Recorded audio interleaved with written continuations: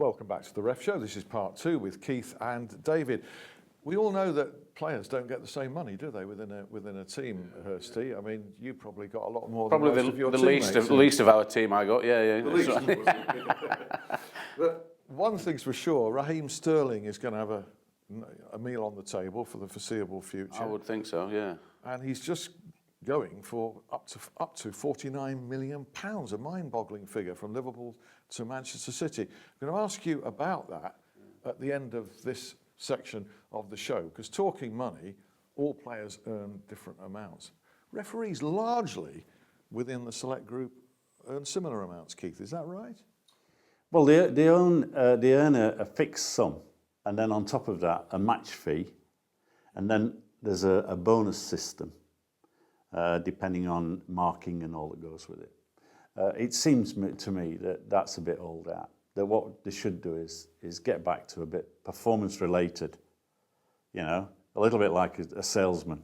You get a small salary, and you get the power of finance on what you sell. And I think that at the moment, what we should be doing is looking at refereeing and saying, look, the guys within the Premier League, and we know that there's different scales of quality in those guys, then we should ensure that when Man United play Man City, you know, there's a fee that is applicable to that particular match. But I think that's down to the referees. So what we say is, look, there are star referees, and there can be 5, and those are the real big earners. They're going to get those big matches which pay more. So they're on a basic of, what is it, 75,000? I think it's about that now. It started off at 48. Is that giving other referees the incentive to chase to be the best?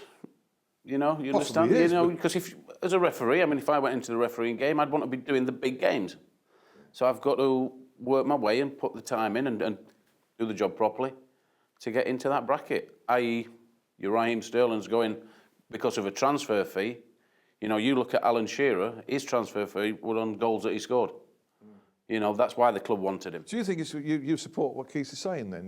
You'd want a higher pay scale for certain fixtures? Well, I think there's certain scenarios that can work. I mean, and I think your top referees need to be, I mean, they're never going to be on the par of a top footballer, but, you know, they certainly need to be looked after in that way. And would that improve performances? Well, that's a big problem. Should there be a better referee on £200 a week or on £200,000 a week? If he's refereeing Man United versus Man City for either wage, the actual job is the job, isn't it? It's far too low for what they're actually doing and the people they're controlling. Well, it's asking the question of, should the referee be chasing the money or doing his job properly? Look, let me just add to this, because if we take UEFA, right, if you're refereeing a Champions League game, you get more, about €5,000 than you do if you're officiating a UEFA game, a Europa League game. Because they have taken their referees and they've said, right, you're elite, you're the next tier down, you're the next tier down. And I'm suggesting that there are some referees that are treading water, taking the money and not giving us the performances that we would expect. Now, we're not getting rid of them, you know, so what else can we do? Like, rattle the cage of the money box that says, well, if you don't perform, you don't get paid as much. Yeah. And if you've got more money, incentivise. Are they, as a beast, money motivated? As players seem to be. Look, Are referees money look, motivated? we've made them professional, Alan. Behave in a professional manner. Don't give us the top level performances. You know, their view should be that when they go out on a Saturday, whatever the game is, it's an FA Cup final. And they're not giving us that. We can see that. In the idea. How would that work on the scale the other way? Of there's your 75,000, and we dock it off on a Saturday afternoon. Well, you know, on your point scale, it could, you know. Well, let's be clear about it. At the end of the day, if there's a plus here that says you can fill the barrow with loads of money, then there's got to be a can that says you take it away.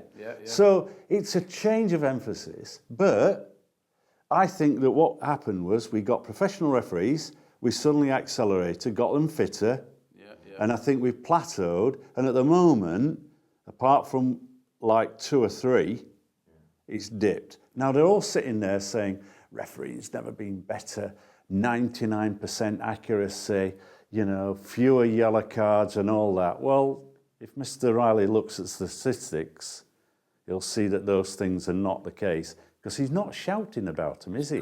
Comfort zones. Comfort zones Nobody in wants the game. comfort zones. Certain players are in comfort zones, it would seem. Let's look at the female referee issue, though, because I think it is becoming an issue. It was very encouraging at one time, wasn't it? And Wendy Toms came in and as a pioneer. I'm just looking through the list, and if I'm correct here, there are only 5 female officials on the national list of referees. We'll name them. Helen Byrne, Amy Fern, Sarah Garrett, Sian Massey Ellis, the best known one because she's operated in the Premier League, and Lisa Rashid. Is that enough, Keith? No.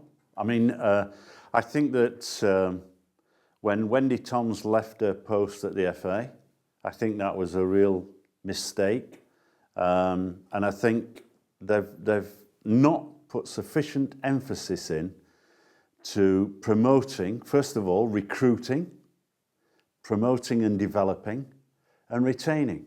And I look at other countries. Look, I've got a working relationship with Rod Pelosi and Ken Wellis out in New Zealand. And a few years ago, I was out there. They couldn't name me a woman referee. What have they done? They've emphasised their efforts. They've trained, educated, got rid of the gender nonsense, and they've said, right, you're a capable referee. And what did she do in Canada? She was brilliant. Lisa Marie. So, look, a small country that has less demands in terms of its game as a whole on match officials, and we can't match that. We've not got an official anywhere near Anne-Marie's standard. But women have proved that they can be very efficient referees and assistant referees. I mean, Sian Massey Ellis was an outstanding official. It's a pity we haven't seen her for so long in the Premier League. Well, I like you, I share that view, but she should have been targeted to say, right, we really want you as a referee. Rather than running the line, take the next step. Well, that's the stage of promotion and progression. So if she's good at that, then she's probably good at refereeing, and therefore put in additional skill sets to overcome that. What is the standard of that? You may not see them regularly, but I've mentioned them: Helen Byrne, Amy Fern, Sarah Garrett, Sian Massey Ellis, and Lisa Rashid. I don't see them standing out in glaring headlines of having made mistakes. Well, I mean, what you're actually telling me is what I know, and that is, I think a lot of the malaise in refereeing is down to a lack of quality of coaching. First of all, we don't have qualified coaches. They just start refereeing and then tomorrow they're a coach. They need different levels of training to qualify. So why haven't we got a qualification? Fair point. So I think that, these women are not being helped because the quality of coaching is not there to guide them through the system. Right, and finally, in the early 1990s, Manchester United made a bid of some £4.5 million for a gentleman sitting right here. At the time, it was a British record. Would have been the British transfer record, yeah. Sheffield Wednesday turned it down. Now, moving on to 2015, we have nearly £49 million changing hands for Raheem Sterling. What's your reaction to that? Wow. That's a country's deficit. It's crazy money. I think it's been handled all wrong from the player's point of view. It's getting a lot of people into a situation of, why is he going to Manchester City? Is it for football? Is it for trophies? Or is it for the ultimate? In your day, would you sit in dressing rooms? You were in England squads. Did you start comparing money and how much you were? I know players that have done that, asking questions about wages and things. It was never something that I was ever interested in. What I signed my contract was my contract. I can honestly sit here today and say I never once knocked on a manager's door for a transfer, wage rise or anything. The game comes to you. You're just a bit part that if you want to do it enough, you'll get by in it. So some of the love of the game, pure and simple, has been lost then? Well, I think the money's done that to it. I think the money has chased that love away a little bit. So that makes it difficult. And then obviously with the figures that we're talking in football now is is astronomical. That's lads set up for life. Like you mentioned earlier, you know, he's always going to have a meal on the table. Yeah. Yeah, I mean, And a drink at night, like you. Yeah.